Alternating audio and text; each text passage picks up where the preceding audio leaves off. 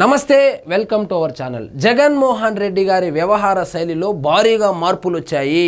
అదేమిటంటే ప్రశాంత్ కిషోర్ ఎప్పుడైతే వైఎస్ఆర్సీపీ పార్టీని వదిలిపెట్టి వెళ్ళాడో అప్పటి నుంచి పార్టీ ఏ పక్క పోతా ఉందో, ఎక్కడికి పోతా ఉందో, ఏమైపోతుందో ఎవ్వరికీ అర్థం కావడం లేదు. ముఖ్యంగా జగన్మోహన్ రెడ్డి గారికి కూడా అర్థం కావడం లేదు.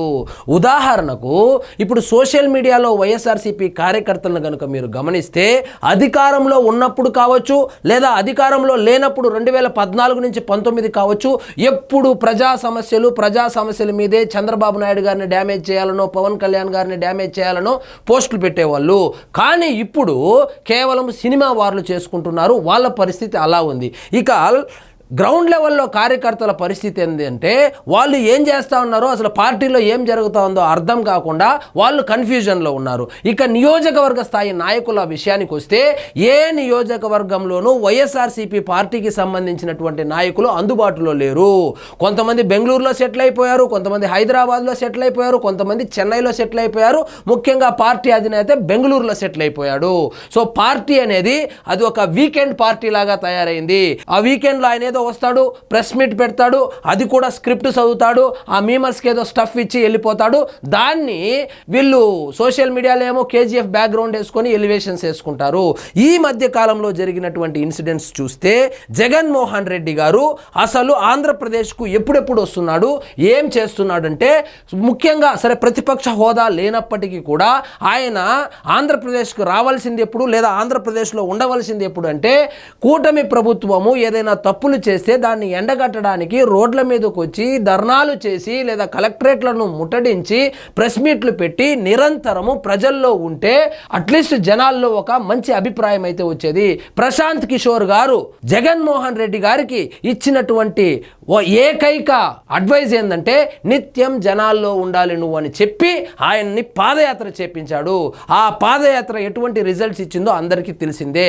సో పాదయాత్ర చేసిన తర్వాత ఆయన అధికారంలోకి వచ్చిన తర్వాత ఆయనకి ప్రశాంత్ కిషోర్కి ఏమి మనస్పర్ధలు వచ్చిందో మనకు తెలియదు. కానీ ముఖ్యంగా ఏమంటారంటే ప్రశాంత్ కిషోర్ సపరేట్గా పార్టీ పెట్టుకున్నారు, అది బీజేపీకి వ్యతిరేకంగా పనిచేస్తున్నాడు కాబట్టి ప్రశాంత్ కిషోర్ని కనుక జగన్మోహన్ రెడ్డి గారు చేరదీస్తే ఎక్కడ నరేంద్ర మోడీ గారి ఆగ్రహానికి గురి కావాల్సి వస్తుందో అని చెప్పి ప్రశాంత్ కిషోర్ని పక్కన పెట్టినట్లయితే వార్తలు వచ్చింది అప్పట్లో. మరి ఏం జరిగిందో వాళ్ళిద్దరి మధ్య మనకు తెలియదు. కానీ సో అతనైతే వైఎస్ఆర్సీపీ పార్టీని వదిలిపెట్టి వెళ్ళడం జరిగింది. సో జగన్మోహన్ రెడ్డి గారు ఇప్పుడు ఈ మధ్య కాలంలో చేస్తున్నటువంటి కార్యక్రమాలు, ఈయన పరామర్శించడానికి వస్తా ఉన్నాడు. పరామర్శించేది ఎవరిని పరామర్శిస్తున్నాడు?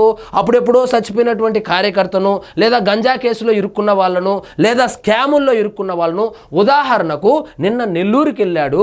నెల్లూరుకి వెళ్ళమని ఆ అడ్వైజ్ ఇచ్చినటువంటి మహానుభావుడు నాకెవరో తెలియదు. కానీ నెల్లూరుకి వెళ్ళి ఇద్దరు వ్యక్తుల్ని కలిశాడు. ఒకటి ఆ ప్రసన్న కుమార్ రెడ్డి, రెండోది వచ్చిందనే ఆ కాకాని గోవర్ధన్ రెడ్డి. కాకాని గోవర్ధన్ రెడ్డి ఎందుకు జైలు పాలయ్యాడంటే కాకాని గోవర్ధన్ రెడ్డి ఆ క్వార్జ్ మైనింగ్ చేశాడు, అక్రమ రవాణా చేశాడు. సరే అది వైఎస్ఆర్సీపీ వాళ్ళు చేసే పనే, అందులో వింతేముంది? సరే రాజకీయ కక్షలో భాగంగానో లేదా ఆధారాలతోనే అరెస్టు చేశారనేది పక్కన పెడితే అతని మీద ఎస్సీ ఎస్టీ కేసులు ఉన్నాయి.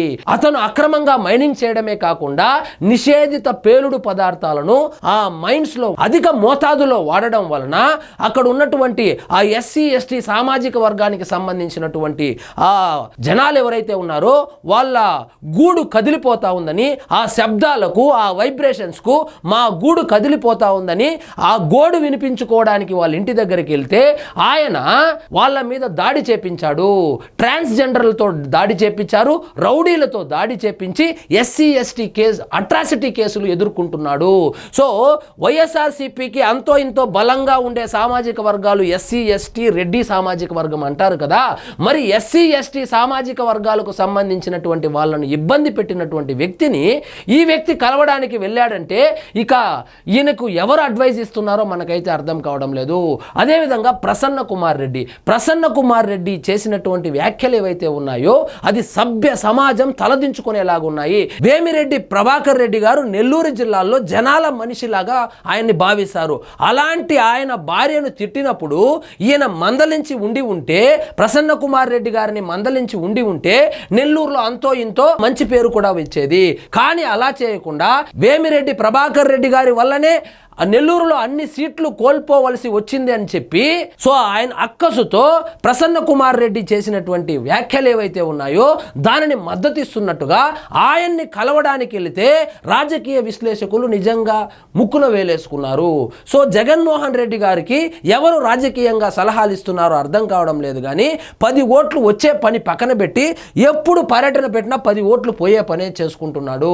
సో అదేవిధంగా ఎప్పుడైతే ప్రశాంత్ కిషోర్ జగన్మోహన్ రెడ్డి గారిని వదిలిపెట్టి వెళ్ళిపోయాడో అప్పుడే ఆయన మాటల్లో తడబాటు కూడా కనబడతా ఉంది. ఇంతకు ముందు ప్రశాంత్ కిషోర్ స్క్రిప్ట్ ఇచ్చేవాడు.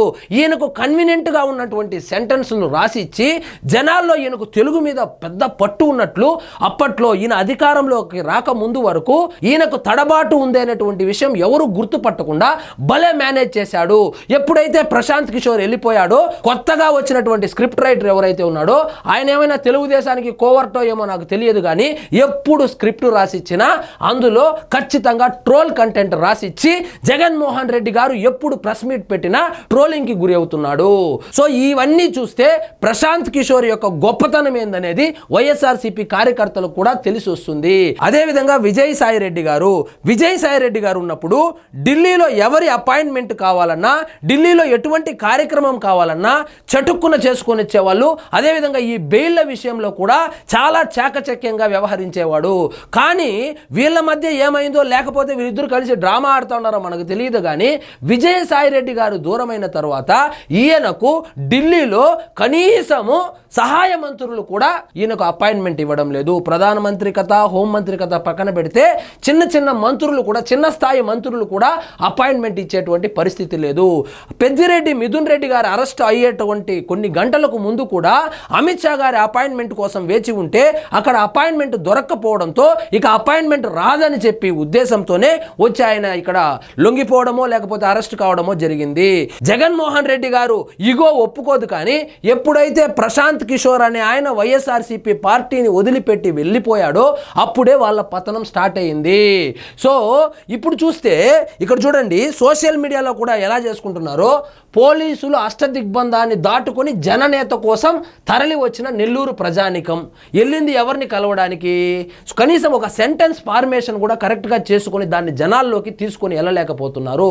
పోలీసులు అష్టదిగ్బంధనం అని వీళ్ళే చెబుతారు, తర్వాత జగనన్నకు పోలీసులు బందోబస్తు ఇవ్వలేదని వీళ్ళే చెబుతారు, Z+ సెక్యూరిటీ ఏమైందని వీళ్ళే అడుగుతారు. ఇక్కడ చూడండి పోలీసులు అష్టదిగ్బంధాన్ని దాటుకుని, అంటే పోలీసులు అంతమంది ఉన్నారు సెక్యూరిటీ ఇవ్వడానికి వస్తే అని చెప్పి వీళ్ళే చెప్పుకుంటూ తర్వాత జగన్మోహన్ రెడ్డి గారికి సెక్యూరిటీ ఇవ్వకుండా చేతులు ఎత్తేసిన పోలీసులు అని చెప్పి ఇంకొక స్టేట్మెంట్ కూడా వీళ్ళే ఇస్తారు. ఇదే జగన్మోహన్ రెడ్డి గారు ఎవరైనా కార్యకర్త చనిపోయినప్పుడు కనుక వెళ్ళి ఉంటే ఇలాంటి స్టేట్మెంట్లు ఇచ్చుకుంటే, జననేత ఈ జనాదరణ అని ఇచ్చుకుంటే జనాల్లో సింపతి వచ్చేది.